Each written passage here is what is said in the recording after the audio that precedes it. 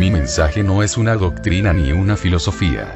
Mi mensaje es una alquimia, una ciencia de la transformación, así que solo aquellos que estén listos a morir como son, y a volver a nacer como algo tan nuevo que ni siquiera puedan imaginarlo, solo aquellas personas valerosas estarán listas a escuchar, porque escuchar va a ser riesgoso.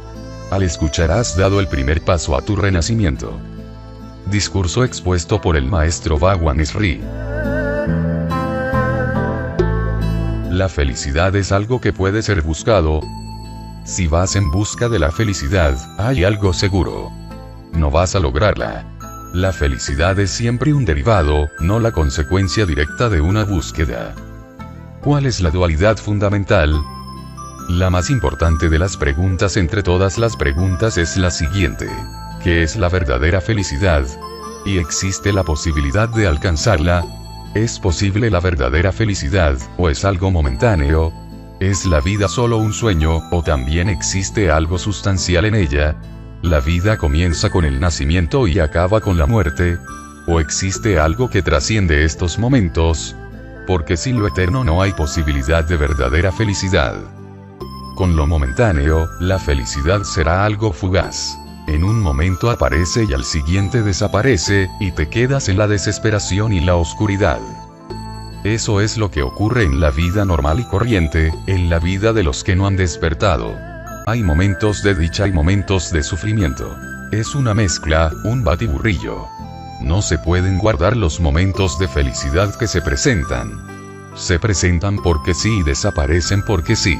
Tú no los dominas. Y no puedes evitar los momentos de sufrimiento, porque también son algo persistente. Aparecen porque sí y desaparecen porque sí. Tú eres una simple víctima. Y tú te sientes desgarrado entre las dos, la felicidad y la infelicidad. Nunca puedes sentirte en paz. Este desgarramiento entre toda clase de dualidades, la dualidad de la felicidad y la infelicidad es la más fundamental y la más sintomática, pero existen otras 1000 dualidades. La dualidad del amor y el odio, de la vida y la muerte, del día y la noche, de la juventud y la vejez, y así sucesivamente. Pero la dualidad fundamental, la que representa a todas las demás dualidades, es la de la felicidad y la infelicidad. Y tú te sientes desgarrado, arrastrado hacia direcciones completamente distintas. No puedes estar tranquilo. Estás en medio de una enfermedad.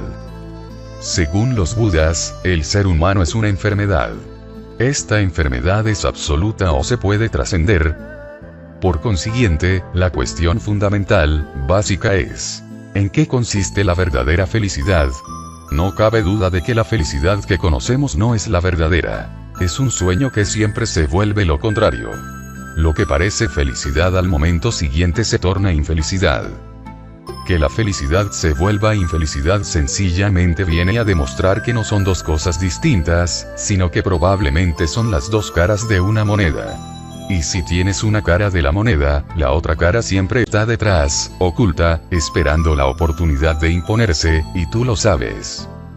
Cuando eres feliz, en el fondo sabes que te acecha el miedo a que no vaya a durar, a que tarde o temprano desaparezca, que descienda la noche, que en cualquier momento te cubra la oscuridad, que esa luz sea imaginaria, no puede ayudarte, no puede llevarte hasta la otra orilla. Tu felicidad no es verdadera felicidad, solo una infelicidad oculta. Tu amor no es amor sino solo una máscara del odio que sientes. Tu compasión no es sino ira, cultivada, sofisticada, educada, civilizada, pero tu compasión no es sino ira. Tu sensibilidad no es verdadera sensibilidad, sino un simple ejercicio mental, la práctica de cierta actitud y de cierto enfoque. Recuérdalo. Se educa a la humanidad con la idea de que se puede practicar la virtud, que se puede practicar la bondad, que se puede aprender a ser feliz, que se puede llegar a ser feliz, que está a tu alcance crear cierto carácter que te traerá la felicidad. Y es todo falso, completamente falso. Lo primero que hay que comprender es que la felicidad no se puede practicar. Solo se puede permitir, porque no es algo que tú creas. Crees lo que crees, será más pequeño que tú, mucho más pequeño que tú. Lo que tú crees no puede ser más grande que tú. La pintura no puede ser más grande que el pintor, ni la poesía más grande que el poeta. Tu canción será más pequeña que tú. Si practicas la felicidad, tú siempre estarás detrás, con todas tus estupideces, con los viajes de tu ego, con tu ignorancia, con tu caos mental. Con esa mente caótica no puedes crear un cosmos, no puedes crear la gracia. La gracia siempre desciende del más allá. Hay que recibirla como un don, con enorme confianza, con una entrega total. La verdadera felicidad se da en un estado de dejarse llevar. Pero nos han dicho que tenemos que triunfar, que ser ambiciosos. Se ha adiestrado nuestra mente para que sea la del triunfador. La educación, la cultura, la religión, todo está basado en esa idea de que la persona tiene que ser ambiciosa. Solo el ambicioso se realizará. Jamás ha ocurrido. Ni ocurrirá, pero la ignorancia es tan profunda que seguimos creyéndonos esas tonterías. Ninguna persona ambiciosa ha sido jamás feliz. Aún más. El ambicioso es el más infeliz del mundo. Pero seguimos educando a los niños para que sean ambiciosos. Sé el primero, llega a la cumbre y serás feliz. Pero ¿habéis visto a alguien en la cumbre que además sea feliz? ¿Era feliz Alejandro Magno cuando conquistó el mundo? Fue uno de los hombres más infelices que hayan vivido sobre la tierra. Al ver la dicha de Diógenes sintió envidia. ¿Sentir envidia de un mendigo? Diógenes era un mendigo. Por no tener, no tenía ni un platillo para las limosnas. Buda al menos tenía un platillo para las limosnas y 3 túnicas. Diógenes iba desnudo, y sin platillo para las limosnas. Pero un día fue al río con un platillo. Tenía sed, hacía calor, y quería beber agua.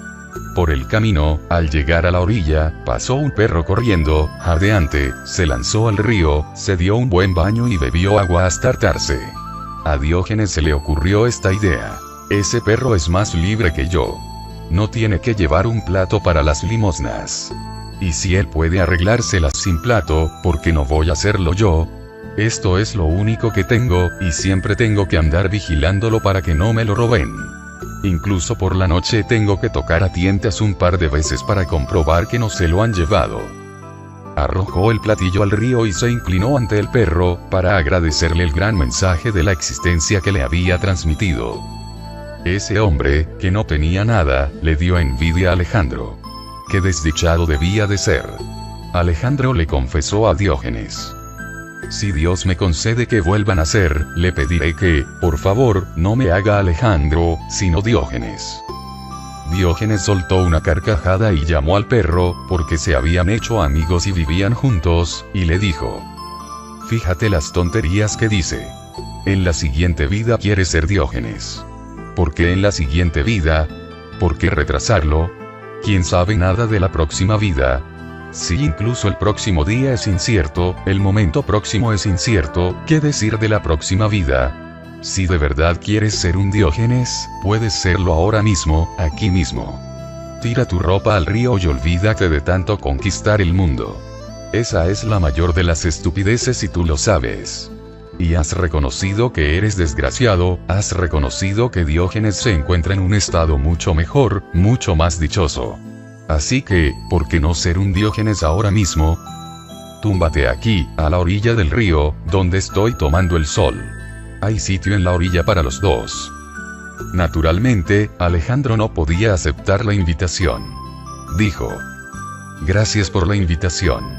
Ahora mismo no puedo, pero en la próxima vida. Diógenes le preguntó: ¿a dónde vas? ¿Y qué harás después de haber conquistado el mundo? Alejandro contestó: entonces descansaré. Diógenes dijo: pues me parece absurdo. Si es lo que yo estoy haciendo ahora mismo, descansar. Si Alejandro Magno no era feliz, si Adolf Hitler no era feliz, si los Rockefeller y los Carnegie no son felices, esas personas que tienen todo el dinero del mundo, si no son felices, esas personas que tienen todo el poder del mundo, solo hay que fijarse en quienes han tenido éxito en el mundo para renunciar a la idea del éxito. No hay mayor fracaso que el éxito. Aunque te hayan dicho que nada triunfa como el triunfo, yo te digo que nada fracasa tanto como el triunfo. La felicidad no tiene nada que ver con el éxito. La felicidad no tiene nada que ver con el dinero, el poder, el prestigio. Es una dimensión completamente distinta. La felicidad tiene que ver con tu conciencia, no con tu carácter. He de recordaros que el carácter también es algo que se cultiva. Puedes llegar a santo, pero no serás feliz si tu santidad no es sino algo que has practicado. Así llegan las personas a santos. Católicos, jainistas, hindúes, ¿cómo llegan a santos? Lo practican todo al milímetro, cuando levantarse, cuando comer, cuando no comer, cuando acostarse. Yo no creo en absoluto en el carácter. Deposito mi confianza en la conciencia. Si una persona se hace más consciente, su carácter se transforma. Pero esa transformación es completamente distinta. No está controlada por la mente. Es algo natural, espontáneo. Y siempre que tu carácter es natural y espontáneo posee una belleza propia. En otro caso, ya puedes cambiar, ya puedes abandonar la ira, pero ¿dónde la abandonarás? Tendrás que dejarla en tu propia conciencia. Puedes cambiar una parte de tu vida, pero te desprendas de lo que te desprendas volverá a expresarse desde otro ángulo. Tiene que ser así. Puedes bloquear un arroyo con una roca. Empezará a correr por otra parte, porque no puedes destruirlo. La ira existe en ti porque eres inconsciente, la avaricia existe en ti porque eres inconsciente, la posesión y la envidia existen porque eres inconsciente. Así que no me interesa cambiar tu ira. Sería como podar las ramas de un árbol con la esperanza de que el árbol desaparezca algún día. No sucederá. Por el contrario, cuanto más lo podes, más frondoso crecerá. De ahí que vuestros llamados santos sean las personas más impuras del mundo, unos farsantes. Sí, vistos desde fuera parecen muy santos. Demasiado santos, como sacarina, demasiado azucarados, empalagosos, repugnantes. Lo único que puedes hacer es presentarles tus respetos y marcharte corriendo. No puedes vivir con esos santos ni siquiera 24 horas. Te morirías de aburrimiento. Cuanto más cerca de ellos, más perplejo y confundido te sentirás, porque empezarás a comprender que se han despojado de la ira por un lado, pero que ha entrado por otro lado de su vida. La gente normal y corriente se enfada de vez en cuando, y esa ira es fugaz, momentánea. Después vuelven a reírse, vuelven a ser amables. Las heridas no les duran mucho. Pero los llamados santos, con esos, la ira es casi permanente. Simplemente están enfadados, y por nada especial. Han reprimido tanto la ira que simplemente están enfadados, en un estado permanente de furia. Se verá en sus ojos, se verá en su nariz, en su cara, en su modo de vida. Lutin comía en un restaurante griego porque el dueño, Papadopoulos, preparaba un arroz frito realmente bueno. Iba todas las noches y pedía arroz frito. Al oírlo, Papadopoulos se moría de risa. A veces estaba con un par de amigos para que oyeran a Lutin pedir el arroz frito. El chino se sintió tan herido en su orgullo que fue a una clase de fonética para aprender a pronunciar correctamente arroz frito. La siguiente vez que fue al restaurante dijo claramente: arroz frito, por favor. Sin dar crédito a lo que había oído, Papadopoulos preguntó: ¿qué ha dicho? Lutin gritó: lo has oído muy bien, griego de mierda. No hay mucha diferencia entre arroz frito y griego de mierda. Cierras una puerta e inmediatamente se abre otra. Así no se produce la transformación. Cambiar tu carácter es fácil. La verdadera tarea consiste en cambiar tu conciencia, en hacerte consciente, más intensa y apasionadamente consciente. Cuando eres consciente resulta imposible enfadarse, resulta imposible ser avaricioso, envidioso, ambicioso. Y cuando desaparecen la ira, la ambición, la envidia, el sentimiento de posesión, el deseo, se desata toda la energía que los acompaña. Esa energía se transforma en dicha. Y entonces no llega del exterior, sino que ocurre en el interior de tu ser, en lo más recóndito de tu ser. Y cuando accedes a esa energía te conviertes en un campo receptivo, en un campo magnético. Atraes el más allá, cuando te conviertes en un campo magnético, cuando se reúne, cuando se junta en tu interior toda la energía que desperdicias inútilmente en tu inconsciencia. Cuando te transformas en un lago de energía, empiezas a atraer a las estrellas, empiezas a atraer el más allá, el paraíso mismo.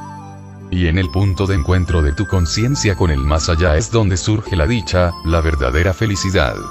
No sabe nada de infelicidades. Es pura felicidad.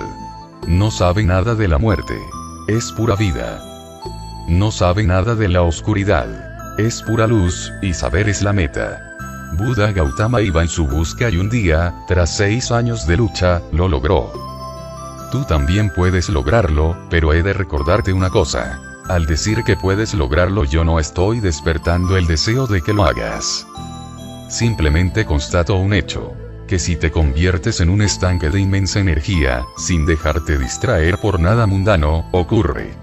Es más algo que ocurre que algo que se hace. Y es mejor llamarlo dicha que felicidad, porque la felicidad da la sensación de algo parecido a lo que conoces como felicidad. Lo que conoces como felicidad no es sino un estado relativo. Benson fue a la tienda de Krantz a comprarse un traje. Encontró uno justo del estilo que quería. Quitó la chaqueta de la percha y se la probó. Krantz se le acercó y le dijo: «Sí, señor. Le queda estupendamente». «Pues me quedará estupendamente, pero no es mi talla. Me tira de los hombros». «Póngase los pantalones», dijo Krantz. «Son tan estrechos que ya no se fijará en lo de los hombros». Lo que llamáis felicidad es una cuestión relativa. Lo que los budas llaman felicidad es algo absoluto. Vuestra felicidad es un fenómeno relativo. Lo que los budas llaman felicidad es algo absoluto, sin relación con nadie más. No se compara con nadie más. Es tuyo, es interior.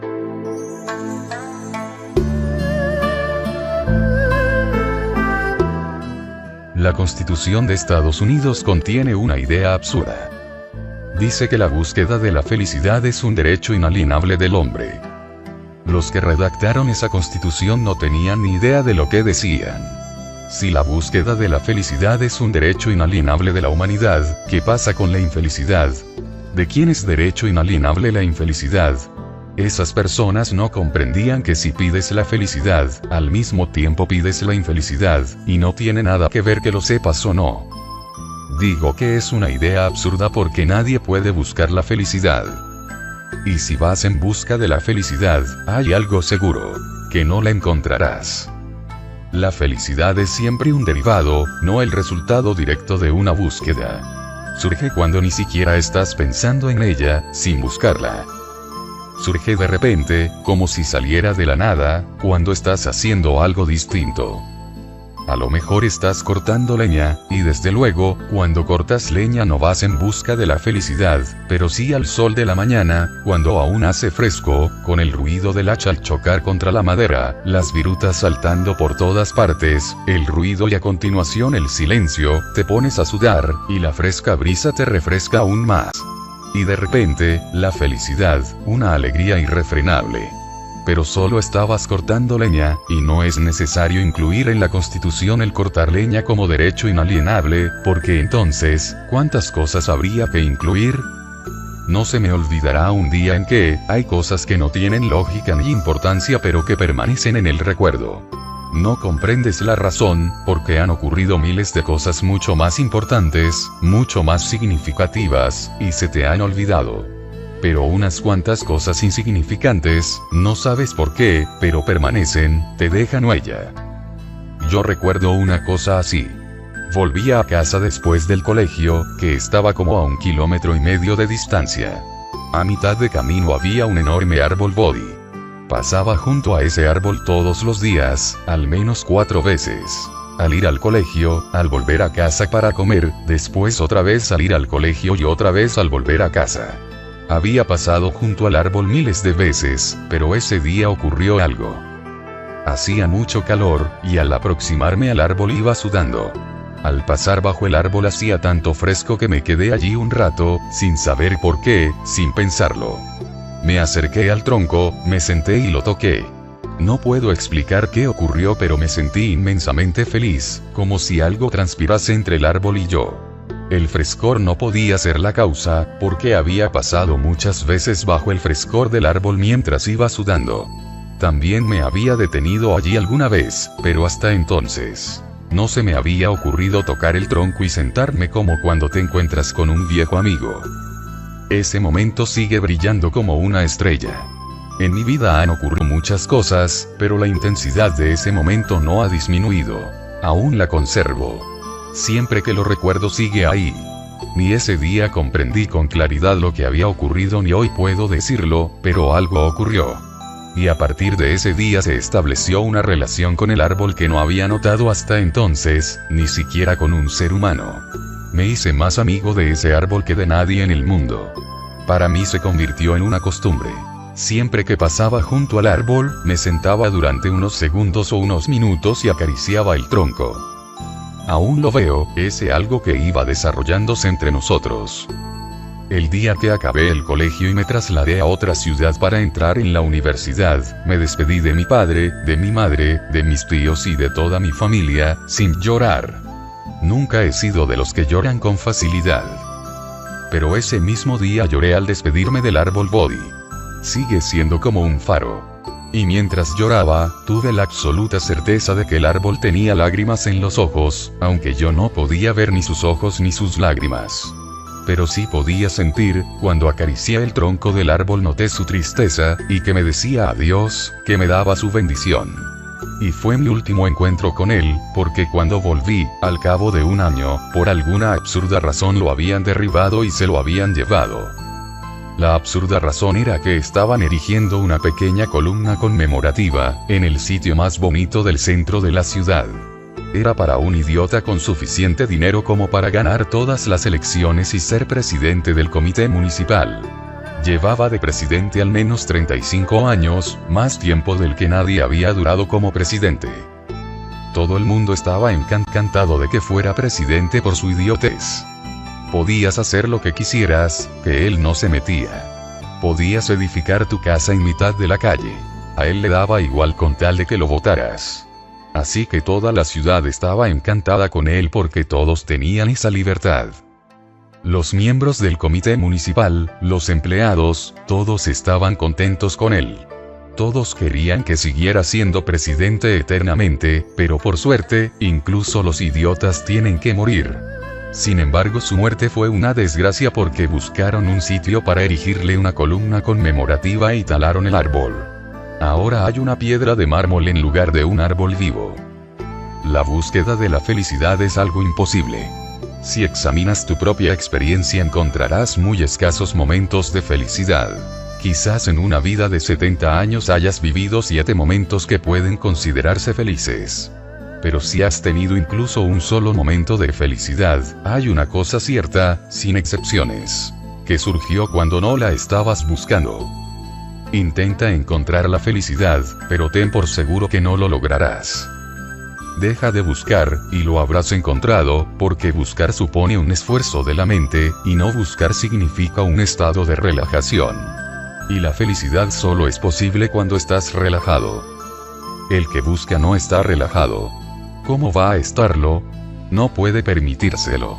Te sorprenderás si miras por el mundo. Encontrarás personas más satisfechas incluso en países muy pobres. Sí, incluso en Etiopía, donde se mueren de hambre, encontrarás a personas que se están muriendo, pero sin sufrimiento ni angustia. En Estados Unidos encontrarás el mayor número de personas infelices. Es extraño. En Estados Unidos, la búsqueda de la felicidad es un derecho inalienable, algo que no se menciona en la Constitución de ningún otro país del mundo. La Constitución estadounidense es una verdadera locura. Búsqueda de la felicidad. Nadie lo ha logrado jamás, y los que lo han intentado han llevado una vida desdichada e infeliz. La felicidad ocurre sin más. No es algo que se pueda controlar, ni fabricar ni disponer. La felicidad es algo que está fuera de tu alcance, que supera tus esfuerzos. Pero cuando cavas un agujero en tu jardín, si estás completamente absorto en la tarea, si te olvidas del mundo entero, incluyéndote a ti mismo, aparece. La felicidad siempre te acompaña. No tiene nada que ver con el tiempo que haga, no tiene nada que ver con cortar leña, ni con cavar un agujero en el jardín. La felicidad no tiene nada que ver con nada. Es simplemente el estado de despreocupación, de relajación de tu ser con la existencia. Y está ahí. No va y viene. Está siempre ahí, como tu respiración, como el latido de tu corazón, como la circulación de la sangre por tu cuerpo. La felicidad está siempre ahí, pero si la buscas encontrarás la infelicidad. Si la buscas se te escapará. En eso consiste la infelicidad, en que se te escape la felicidad. La infelicidad mantiene cierta relación con la búsqueda, una asociación. Si buscas, encontrarás la infelicidad. Y la Constitución de Estados Unidos ha dado la idea a todos los ciudadanos de ese país de que deben buscar. Y buscan desesperadamente, dinero, poder, religión, y recorren el mundo entero intentando encontrar a alguien que les enseñe a encontrar la felicidad. Lo que hay que hacer es volver a casa y olvidarse del asunto. Haced otra cosa, que no tenga nada que ver con la felicidad. Pintad. No hace falta aprender a pintar. No puedes poner colores sin más en un lienzo. Hasta un niño puede hacerlo. Pon colores sobre un lienzo y a lo mejor te sorprende. No eres pintor, pero ocurre algo maravilloso. Los colores se mezclan de cierta manera y crean algo que no puedes definir. Los cuadros modernos no llevan título, y muchos cuadros ni siquiera están enmarcados, porque la existencia no puede enmarcarse. Si miras el cielo desde una ventana, ves el cielo enmarcado, pero el marco es de la ventana, no del cielo. El cielo no tiene marco. Hay pintores que ni siquiera pintan sobre lienzos. Pintan en la pared, en el suelo, en el techo. Son sitios raros, pero yo comprendo su enfoque. No quieren hacer un cuadro. Lo que les interesa es participar en el acto mismo de pintar. No es para ponerlo a la venta. ¿Cómo vas a vender un techo, y quién va a comprarlo? Pero mientras están absortos, algo empieza a deslizarse hacia su ser, desde un rincón desconocido. Empiezan a sentirse alegres, sin ninguna razón concreta. Por eso condeno la idea de la búsqueda. Sin conocer su nombre, sin saber nada de él, puedo decir que quien escribió la palabra búsqueda en la Constitución debía de ser un hombre muy desgraciado. No había conocido la felicidad.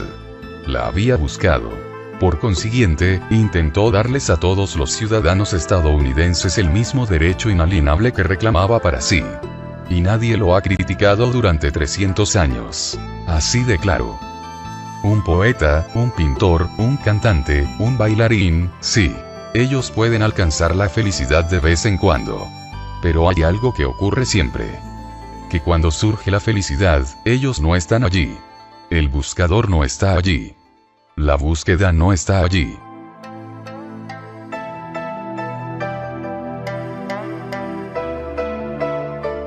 Nijinsky, uno de los bailarines más importantes del mundo, de la historia del baile, en mi opinión, es el mejor bailarín que ha dado la humanidad.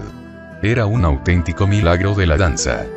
De vez en cuando daba un salto tan prodigioso que desafiaba las leyes de la gravedad.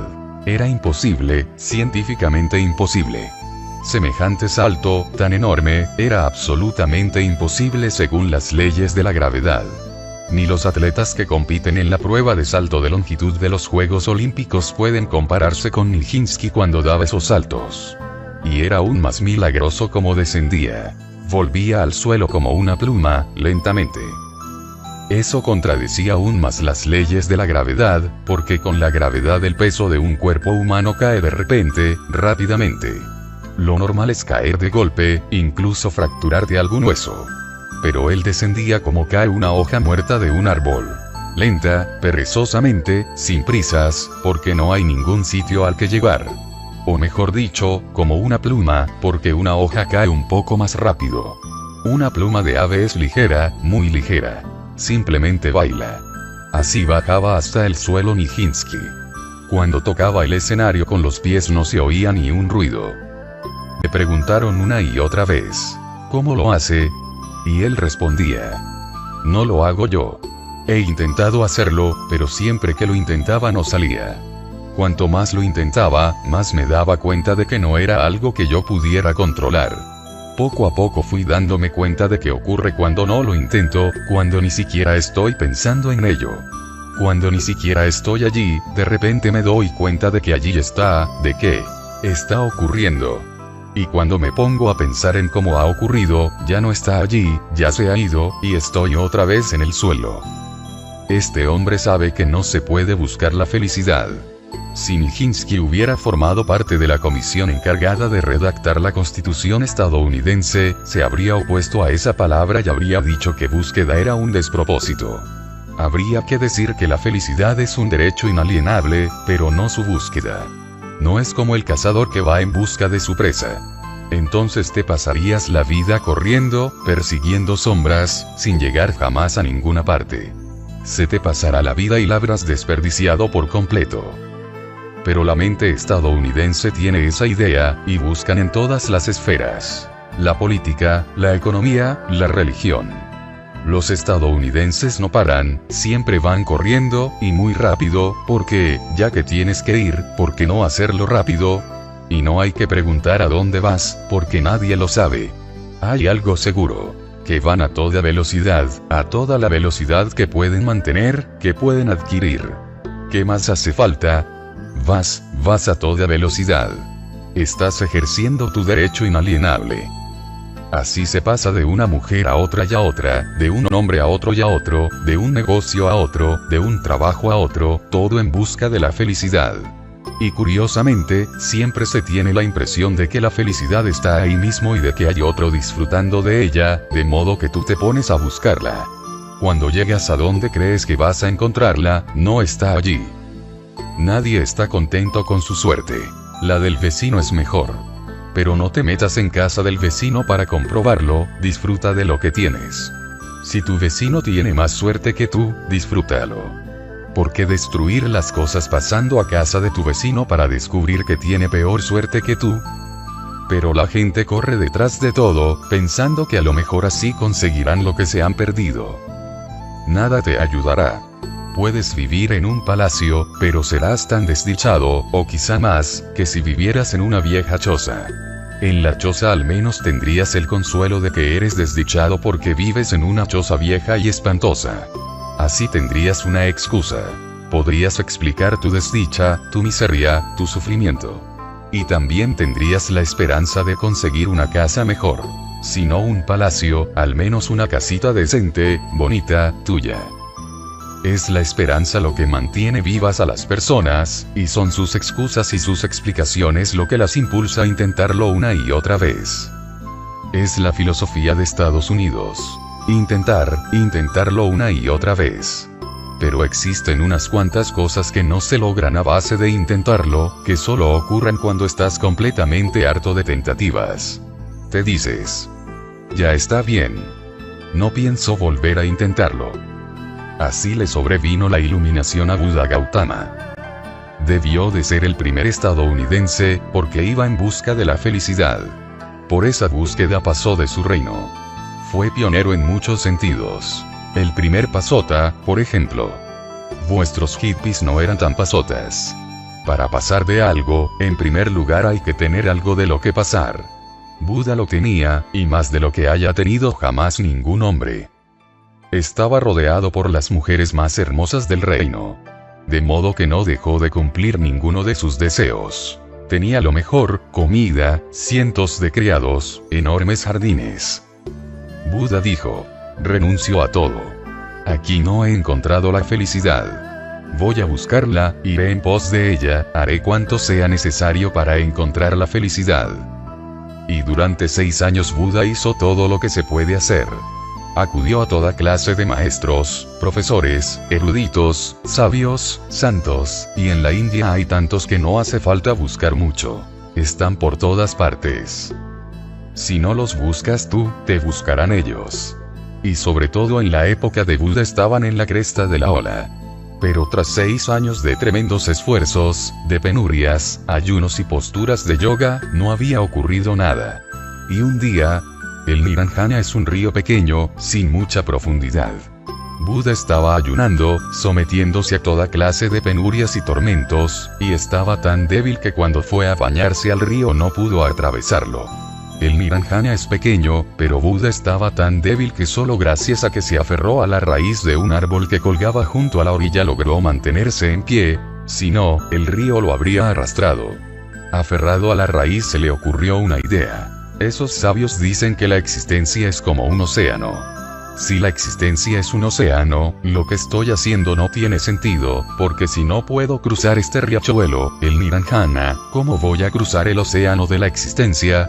He estado perdiendo el tiempo con todo lo que he hecho, he malgastado mi vida, mi energía, mi cuerpo.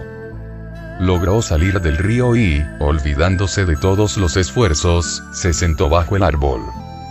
Aquella noche, había luna llena, durmió bien por primera vez desde hacía 6 años, porque no había nada que hacer, ningún sitio al que ir al día siguiente. No tenía que practicar nada, que ejercitar nada, al día siguiente ni siquiera tenía que levantarse temprano, antes del amanecer. Podía dormir cuanto quisiera. Por primera vez se sintió libre de tanto esforzarse, de buscar, de indagar.